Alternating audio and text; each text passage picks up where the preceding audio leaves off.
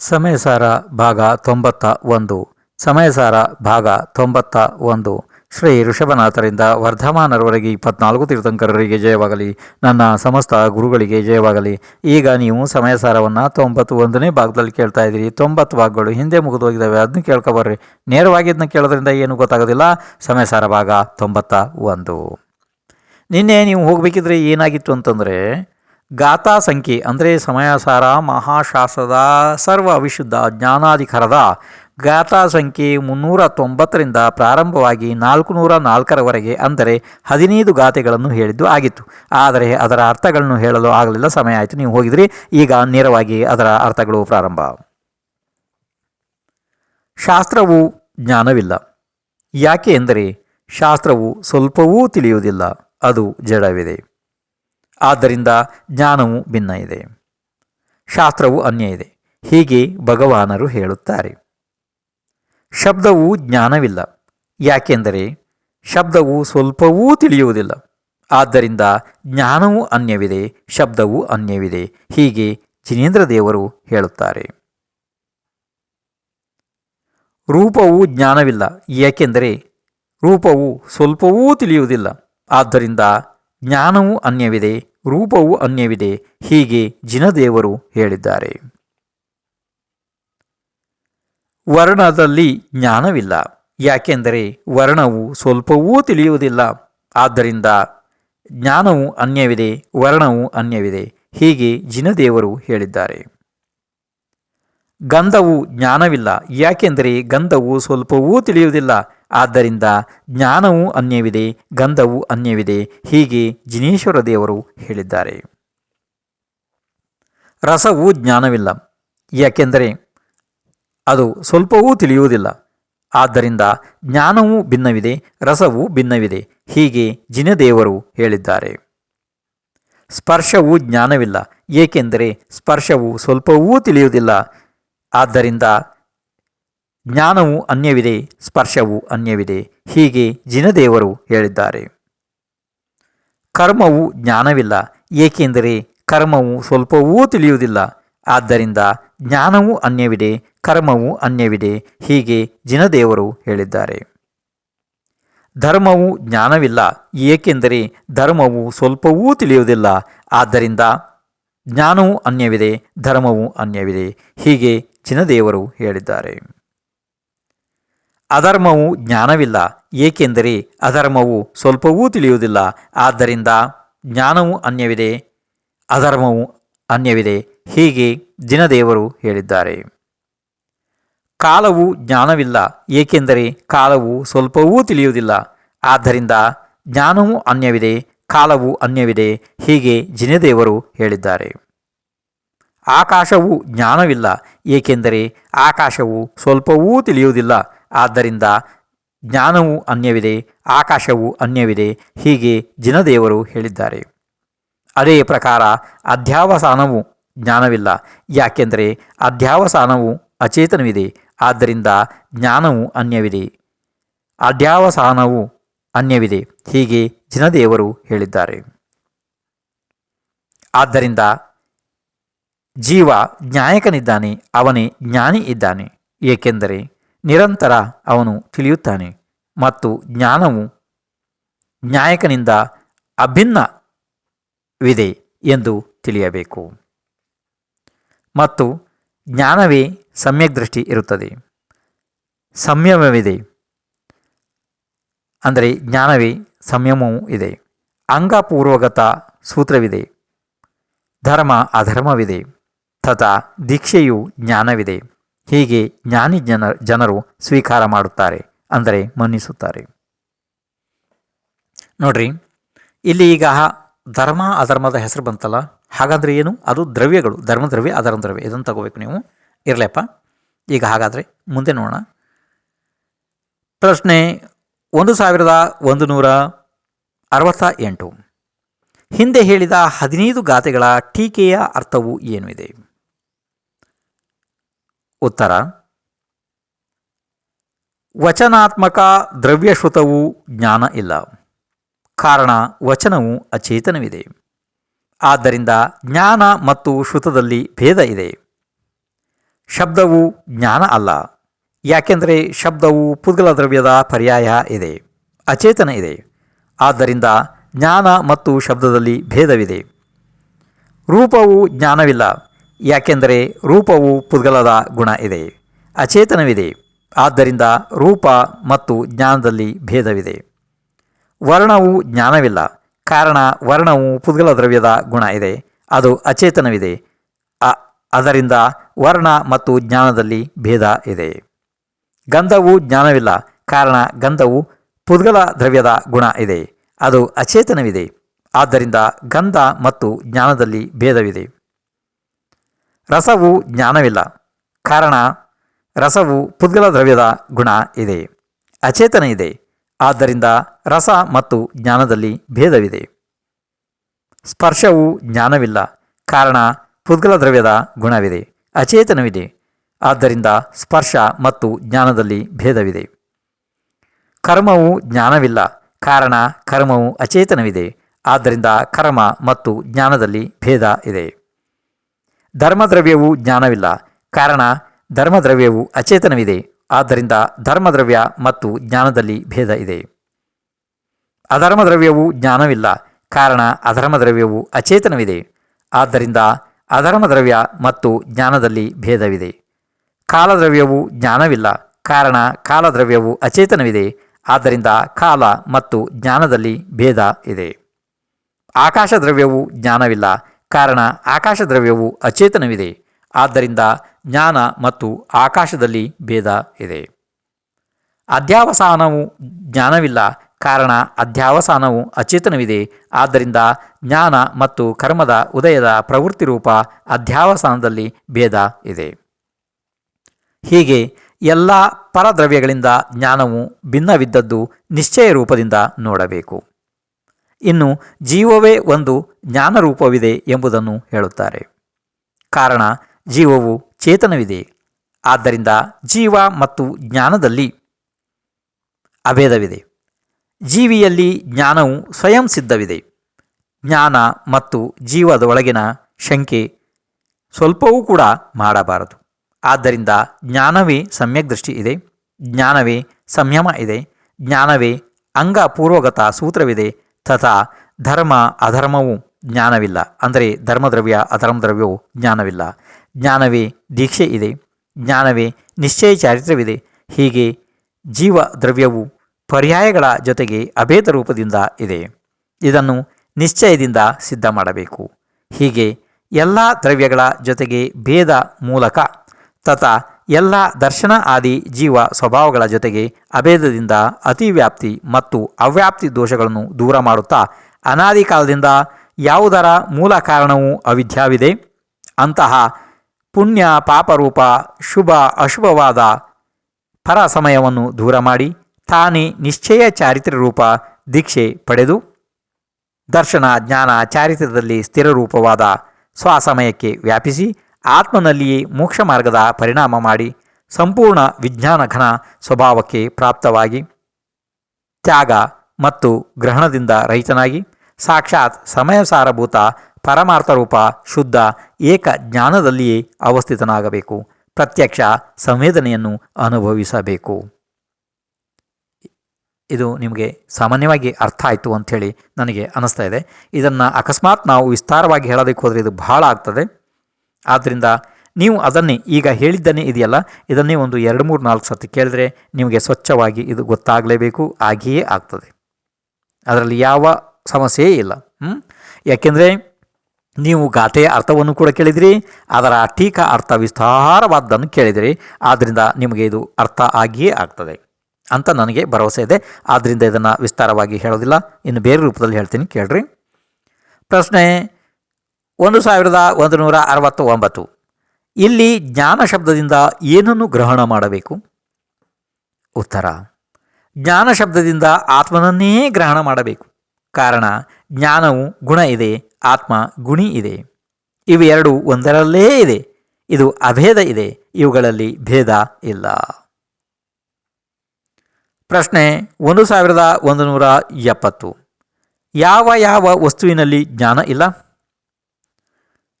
ಉತ್ತರ: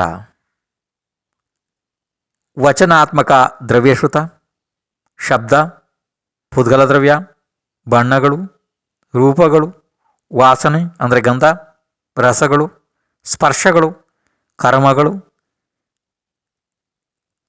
ಧರ್ಮದ್ರವ್ಯ, ಅಧರ್ಮದ್ರವ್ಯ, ಕಾಲದ್ರವ್ಯ, ಆಕಾಶದ್ರವ್ಯ, ಅಧ್ಯಾವಸಾನ ಮುಂತಾದ ವಸ್ತುಗಳಲ್ಲಿ ಜ್ಞಾನ ಇಲ್ಲ.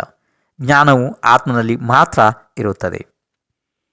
ಏಕೆಂದರೆ ಈ ಪ್ರಶ್ನೆಯನ್ನು ನಾನು ಯಾಕೆ ಉತ್ಪತ್ತಿ ಮಾಡಿ ನಿಮ್ಗೆ ಹೇಳಿದೆ ಅಂತಂದರೆ, ಹಿಂದೆ ಯಾವ ಯಾವ ಬಿಂದುಗಳನ್ನು ಮುಖ್ಯವಾಗಿ ಅಲ್ಲಿ ಆಚಾರ್ಯರು ಹೇಳಿದರು, ಆ ಬಿಂದುಗಳನ್ನು ಆರಿಸಿ ಇಲ್ಲಿ ನಿಮಗೆ ಹೇಳಿದ್ದೀನಿ ಅಷ್ಟೇ. ಅರ್ಥ ಆಯಿತು? ಎಷ್ಟು ಬಿಂದುಗಳನ್ನು ಆರಿಸಿ ಹೇಳಿದ್ನಪ್ಪ?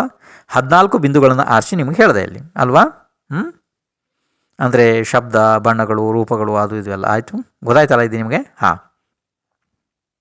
ಅಂದರೆ ನೀವು ಒಟ್ಟಿನಲ್ಲಿ ತಿಳಿಬೇಕು ಅಂತಂದರೆ, ಆತ್ಮನನ್ನು ಬಿಟ್ಟು ಅನ್ಯ ಯಾವ ದ್ರವ್ಯದಲ್ಲೂ ಜ್ಞಾನ ದರ್ಶನ ಇರೋದಿಲ್ಲ. ಅಲ್ಲಿಗೆ ವಿಷಯನೇ ಮುಗೀತದೆ ಅಲ್ವಾ? ಹಾಂ. ಆದರೂ ಆಚಾರ್ಯರು ಕರುಣಾಭಾವದಿಂದ ನಮಗೆ ತಿಳಿಲಿ ಅನ್ನುವಂಥ ಕಾರಣದಿಂದ ಇಷ್ಟೊಂದು ವಿಸ್ತಾರವಾಗಿ ಹೇಳುವಂತಹ ಪ್ರಯತ್ನವನ್ನು ಮಾಡಿದ್ದಾರೆ ಆ ಸ್ಥಳದಲ್ಲಿ. ಇರಲಿ. ಇನ್ನು ಮುಂದೆ ಪ್ರಶ್ನೆ 1171. ಸಮಯಸಾರ ಸ್ವರೂಪ ಪೂರ್ಣ ಜ್ಞಾನ ಪರಮಾರ್ಥಭೂತ ಶುದ್ಧಾತ್ಮನನ್ನು ನೋಡುವ 3 ಪ್ರಕಾರದ ಪದ್ಧತಿಗಳು ಯಾವುವು? ನನಗನ್ಸುತ್ತೆ ಈ ಪ್ರಶ್ನೆ ನಿಮಗೆ ಅರ್ಥ ಆಗಿಲ್ಲ. ಆದರೆ ಇನ್ನು ಬೇರೆ ರೂಪದಲ್ಲಿ ಹೇಳ್ತೀನಿ ಕೇಳಿ. ಪ್ರಶ್ನೆ 1171. ಸಮಯಸಾರ ಸ್ವರೂಪ ಪೂರ್ಣ ಜ್ಞಾನ ಪರಮಾರ್ಥಭೂತ ಶುದ್ಧಾತ್ಮನನ್ನು ನೋಡುವ 3 ಪ್ರಕಾರದ ಪದ್ಧತಿಗಳು ಯಾವುವು? ಅರ್ಥ ಆಯ್ತಲ್ಲ? ಹಾಂ. ಈಗ ಹಾಗಾದರೆ ಇದರ ಉತ್ತರವನ್ನು ಕೇಳ್ರಿ. ಈಗ ನೋಡಿ, ಇದನ್ನು ಸ್ವಲ್ಪ ಸಮಾಧಾನವಾಗಿ ಕೇಳಬೇಕಾಗ್ತದೆ. ಇಲ್ಲ ನಿಮಗೆ ಒಂದೇ ಸಲಕ್ಕೆ ಇದು ಅರ್ಥ ಆಗುವ ಹಾಗೆ ನನಗೂ ಯಾಕೋ ಕಾಣ್ತಾ ಇಲ್ಲ. ಪ್ರಾರಂಭ ಸ್ವಲ್ಪ ಗಮನ ಇಟ್ಟು ಕೇಳ್ತಾ ಹೋಗ್ರಿ ಇದನ್ನ. ಮೊದಲು ಶುದ್ಧ ನಯದ ಜ್ಞಾನದಿಂದ ಇದರ ಶ್ರದ್ಧೆ ಇಡಬೇಕು.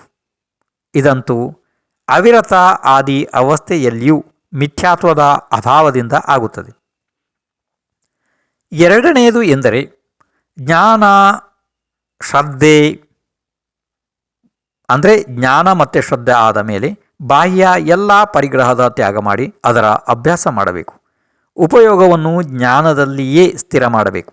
ಹೇಗೆ ಶುದ್ಧ ನಯದಿಂದ ತನ್ನ ಸ್ವರೂಪವನ್ನು ಸಿದ್ಧ ಸಮಾನ, ಅಂದರೆ ಸಿದ್ಧ ಭಗವಾನರ ಸಮಾನ ತಿಳಿದು ಶ್ರದ್ಧಾನೆ ಮಾಡಿತು, ಹಾಗೆಯೇ ಧ್ಯಾನದಲ್ಲಿ ಗ್ರಹಣ ಮಾಡಿ ಏಕಾಗ್ರ ಚಿತ್ತದಿಂದ ಸ್ಥಿರ ಮಾಡಬೇಕು. ಪುನಃ ಪುನಃ ಅದನ್ನೇ ಅಭ್ಯಾಸಿಸಬೇಕು. ಆದರೆ ಇದು ಅಪ್ರಮತ್ತ ಅವಸ್ಥೆಯಲ್ಲಿಯೇ ಪ್ರಾಪ್ತವಾಗುತ್ತದೆ. ಆದ್ದರಿಂದ ಕೇವಲ ಜ್ಞಾನ ಆಗುವವರೆಗೆ ನಿರಂತರ ಅಭ್ಯಾಸ ಮಾಡಬೇಕು. ಇದು ನೋಡುವುದು, ಇದು ಎರಡನೇ ಪ್ರಕಾರ ಆಯಿತು. ಇನ್ನು ಮುಂದೆ ಇಲ್ಲಿಯವರೆಗಂತೂ ಪೂರ್ಣ ಜ್ಞಾನದ ಶುದ್ಧನಯದ ಆಶ್ರಯದಿಂದ ಪರೋಕ್ಷ ರೂಪದಿಂದ ನೋಡುವುದು ಇದೆ. ಮೂರನೆಯ ಪ್ರಕಾರವೆಂದರೆ ಕೇವಲ ಜ್ಞಾನವು ಪ್ರಾಪ್ತವಾದ ನಂತರ ಸಾಕ್ಷಾತ್ ನೋಡುವುದು ಇದೆ. ಆಗ ಎಲ್ಲ ವಿಭಾಗಗಳಿಂದ ರಹಿತವಾದ ಎಲ್ಲವನ್ನೂ ನೋಡುವ ಮತ್ತು ತಿಳಿಯುವ ಜ್ಞಾನವೂ ಆಗುತ್ತದೆ. ಇದು ಪೂರ್ಣ ಜ್ಞಾನವನ್ನು ಪ್ರತ್ಯಕ್ಷ ನೋಡುವುದು ಇದೆ. ಜ್ಞಾನವೇ ಆತ್ಮನಿದ್ದಾನೆ. ಅಭೇದ ವಿವೇಕ್ಷೆಯಲ್ಲಿ ಜ್ಞಾನವೆಂದು ಹೇಳಿರಿ ಅಥವಾ ಆತ್ಮನೆಂದು ಹೇಳಿರಿ, ಏನು ವಿರೋಧವೂ ಬರುವುದಿಲ್ಲ. ಇದು ಈಗ 3 ಪ್ರಕಾರ ಇಲ್ಲಿ ಹೇಳಿದ್ದು ಆಯಿತು. ಇನ್ನು ಮುಂದೆ ಪ್ರಶ್ನೆ 1172. ಕೃತಕೃತ್ಯ ಅಂದರೆ ಏನು? ಉತ್ತರ: ಪೂರ್ಣ ಜ್ಞಾನ ಸ್ವರೂಪ ಎಲ್ಲ ಶಕ್ತಿಗಳ ಸಮೂಹ ಸ್ವರೂಪನಾದ ಆತ್ಮನನ್ನೇ ಗ್ರಹಣ ಮಾಡಬೇಕು. ತ್ಯಾಗ ಯೋಗ್ಯ ಎಲ್ಲವನ್ನೂ ತ್ಯಾಗ ಮಾಡಬೇಕು. ಗ್ರಹಣ ಯೋಗ್ಯವಾದುದನ್ನು ಗ್ರಹಣ ಮಾಡಿತು, ಇದುವೇ ಕೃತಕೃತ್ಯ ಇದೆ. ಪ್ರಶ್ನೆ 1173. ಜ್ಞಾನಕ್ಕೆ ಶರೀರ ಇದೆಯೇ? ಭಾಳ ಮಹತ್ವಪೂರ್ಣ ಪ್ರಶ್ನೆ. ಕೇಳ್ರಪ್ಪ, ಪ್ರಶ್ನೆ ಗೊತ್ತಾಯಿತು? ಹಾಂ. ಪ್ರಶ್ನೆ 1173. ಜ್ಞಾನಕ್ಕೆ ಶರೀರ ಇದೆಯೇ? ಉತ್ತರ: ಹೀಗೆ ಜ್ಞಾನವು ಪರದ್ರವ್ಯಗಳಿಂದ ಭಿನ್ನವಾಗಿ ನಿಂತಿದೆ. ಅಂದರೆ ಆಹಾರವು ಎಂದರೆ ಕರ್ಮ ನೋ ಕರ್ಮರೂಪ ಆಹಾರವನ್ನು ಮಾಡುವಂಥದ್ದು ಹೇಗೆ ಇರಲು ಸಾಧ್ಯ?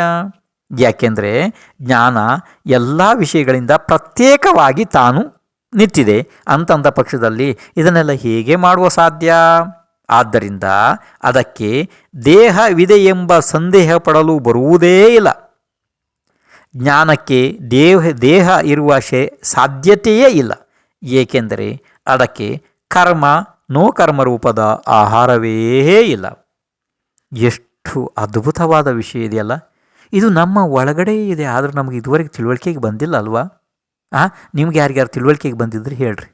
ನೋಡಿ, ಇಲ್ಲಿ ಎಷ್ಟು ಸುಂದರವಾದ ಬಿಂದುವನ್ನು ಹೇಳಿದ್ರು ಅಂತಂದರೆ, ನೋಡಿ ಈಗ ಪುದ್ಗಲ ದ್ರವ್ಯಗಳು ಇಷ್ಟೆಲ್ಲ ಇದ್ದಾವೆ. ಅಂದರೆ ನಮ್ಮ ಶರೀರ ಪುದ್ಗಲ ಇದೆ. ನೋಡುವುದು, ತಿನ್ನುವುದು, ಕೇಳುವುದು, ನಮ್ಮ ಎಲ್ಲ ವ್ಯವಹಾರದಲ್ಲಿ ಬರುವಂತಹ ವಾಹನಗಳು, ಕಾರ್ಖಾನೆಗಳು, ಮನೆಗಳು, ಅದು ಇದು ಎಲ್ಲ ನಿಮ್ಮ ಎಲ್ಲ ಬಟ್ಟೆ, ಅರಿವೆ, ವಸ್ತ್ರಗಳು, ನಿಮ್ಮ ಯಾವ್ಯಾವ ಎಲೆಕ್ಟ್ರಿಕಲ್ ಆ್ಯಂಡ್ ಎಲೆಕ್ಟ್ರಾನಿಕ್ಸ್ ಏನೇನು ವಸ್ತುಗಳೆಲ್ಲ ಉಪಯೋಗ ಮಾಡ್ತೀರಿ ನೀವು, ಈ ಭೂಮಿ ಇರಲಿ, ನೀರು ಇರಲಿ, ಗಾಳಿ ಇರಲಿ, ಬೆಂಕಿ ಇರಲಿ, ಎಲ್ಲ ಪುದ್ಗಲ ಇದೆ.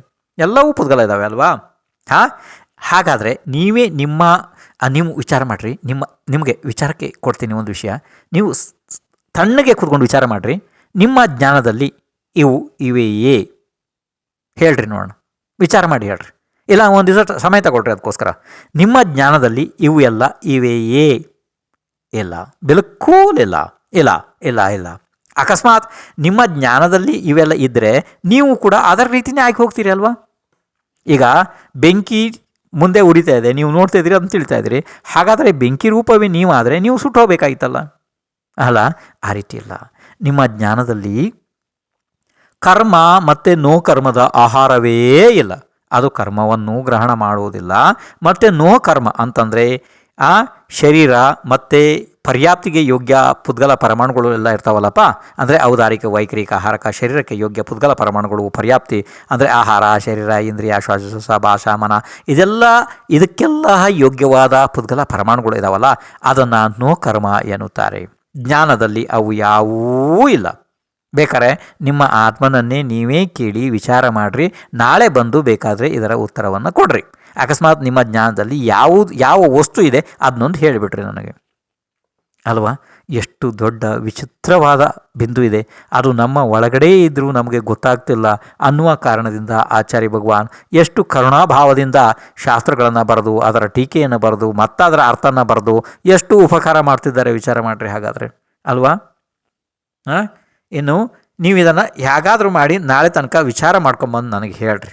ನಿಮ್ಮ ಜ್ಞಾನದಲ್ಲಿ ಈ ಎಲ್ಲ ವಸ್ತುಗಳು ಇದಾವ? ನಿಮ್ಮ ಜ್ಞಾನದಲ್ಲಿ ಶಾಸ್ತ್ರ ಇದೆಯಾ, ಶಬ್ದ ಇದೆಯಾ, ಪುದ್ಗದ್ರವ್ಯ ಇದೆಯಾ, ಬಣ್ಣಗಳಿದಾವ, ರೂಪಗಳಿದಾವ, ವಾಸನೆ ಇದೆಯಾ, ರಸಗಳಿದಾವ, ಸ್ಪರ್ಶಗಳಿದಾವ, ಕರ್ಮಗಳಿದಾವ, ನೋಕರ್ಮ ಇದೆಯಾ, ಧರ್ಮದ್ರವ್ಯ ಇದೆಯಾ, ಅಧರ್ಮದ್ರವ್ಯ ಇದೆಯಾ, ಆಕಾಶದ್ರವ್ಯ ಇದೆಯಾ, ಕಾಲದ್ರವ್ಯ ಇದೆಯಾ, ಅಧ್ಯಾವಸಾನ ಇದೆಯಾ, ಏನಿದೆ ಅದನ್ನೊಂದು ಸ್ವಲ್ಪ ಬಂದು ನನಗೆ ಹೇಳ್ರಿ. ಯಾವುದಾದ್ರು ಇದೆಯಾ? ಯಾವುದೂ ಇಲ್ವಲ್ಲ. ಹಾಗಾದರೆ ಜ್ಞಾನವಿದೆ, ಈ ವಸ್ತುಗಳು ಬೇರೆಯೇ ಇದ್ದಾವೆ. ಇದೆಲ್ಲ ಏನಾಗಿದೆ, ನಮ್ಮ ಜೊತೆಗೆ ಬಂದು ಸಂಯೋಗ ಆಗಿರೋದ್ರಿಂದ, ನಮ್ಮ ಜೊತೆಯಲ್ಲೇ ಇರೋದ್ರಿಂದ ನಮಗೆ ಇದೆಲ್ಲ ನಂದೇ ಅನ್ನಿಸ್ತಾ ಇದೆ. ತಪ್ಪಿದೆ. ಪೂರ ನಾವು ತಪ್ಪು ಮಾಡ್ತಾ ಇದ್ದೀವಿ. ಪೂರ 100% ನಮ್ಮದು ತಪ್ಪು ಇದೆ. ಇನ್ನು ಮುಂದೆ ಪ್ರಶ್ನೆ 1174. ಶುದ್ಧವಾದ ಆತ್ಮನು ಅನ್ಯ ಜೀವ ಮತ್ತು ಅಜೀವ ದ್ರವ್ಯಗಳನ್ನು ಗ್ರಹಣ ಮಾಡುವನು ಅಥವಾ ಇಲ್ಲವೋ? ಪ್ರಶ್ನೆ ಇರ್ತಾಯ್ತಪ್ಪ ನಿಮಗೆ. ಪ್ರಶ್ನೆ ಏನಾಯಿತು? ಪ್ರಶ್ನೆ 1174. ಶುದ್ಧವಾದ ಆತ್ಮನು ಅನ್ಯ ಜೀವ ಮತ್ತು ಅಜೀವ ದ್ರವ್ಯಗಳನ್ನು ಗ್ರಹಣ ಮಾಡುತ್ತಾನೆಯೋ ಅಥವಾ ಇಲ್ಲವೋ? ಇದು ಪ್ರಶ್ನೆ. ಇದಕ್ಕೆ ಉತ್ತರವಾಗಿ ಆಚಾರ್ಯ ಶ್ರೀ ಕುಂದಕುಂದರು ಸಮಯಸಾರ ಮಹಾಶಾಸ್ತ್ರದ ಸರ್ವ ವಿಶುದ್ಧ ಜ್ಞಾನಾಧಿಕಾರದ ಗಾಥಾ ಸಂಖ್ಯೆ 405, 406 ಮತ್ತು 407 ಈ 3 ಗಾಥೆಗಳನ್ನು ಒಂದೇ ಸ್ಥಳದಲ್ಲಿ ಹೇಳುತ್ತಾರೆ. ಕೇಳಿರಿ. ಆದರೆ ಈಗ ಇದು ಆಗುವುದಿಲ್ಲ. ಯಾಕೆಂದರೆ ಆ 3 ಗಾಥೆಗಳನ್ನು ಹೇಳುವ ಸಮಯ ಇಲ್ಲಿ ಇಲ್ಲ. ಸಮಯ ಭಾಳ ಕಡಿಮೆ ಇರೋದ್ರಿಂದ ನೀವು ಈ ಗಾಥೆಗಳನ್ನು ನಾಳೆಯ ಭಾಗದಲ್ಲಿ ಬಂದು ಕೇಳಬೇಕಾಗುತ್ತದೆ, ಅನಿವಾರ್ಯ. ಈ ಭಾಗದಲ್ಲಿ ಆಗುವುದಿಲ್ಲ. ನಾನು ಹೇಳಿದ ಬಿಂದುವನ್ನು ಒಂದು ಸ್ವಲ್ಪ ಇವತ್ತು ಕೂತ್ಕೊಂಡು ವಿಚಾರ ಮಾಡಿರಿ. ಒಂದು 5 ನಿಮಿಷನೋ 10 ನಿಮಿಷನೋ 20 ನಿಮಿಷನೋ ನಿಮಗೆ ಎಲ್ಲಿ ತನಕ ಆಗುತ್ತೆ ಆ ಬಿಂದುವನ್ನು ವಿಚಾರ ಮಾಡ್ಕೊಂಬಂದು ನಾಳೆ ನನಗೆ ಉತ್ತರಿಸಿರಿ. ಜ್ಞಾನದಲ್ಲಿ ಯಾವುದಾದ್ರು ವಸ್ತುಗಳು ಇವೆಯೇ, ಇದನ್ನು ಸ್ವಲ್ಪ ವಿಚಾರ ಮಾಡ್ಕೊಂಬಂದು ಹೇಳ್ರಿ.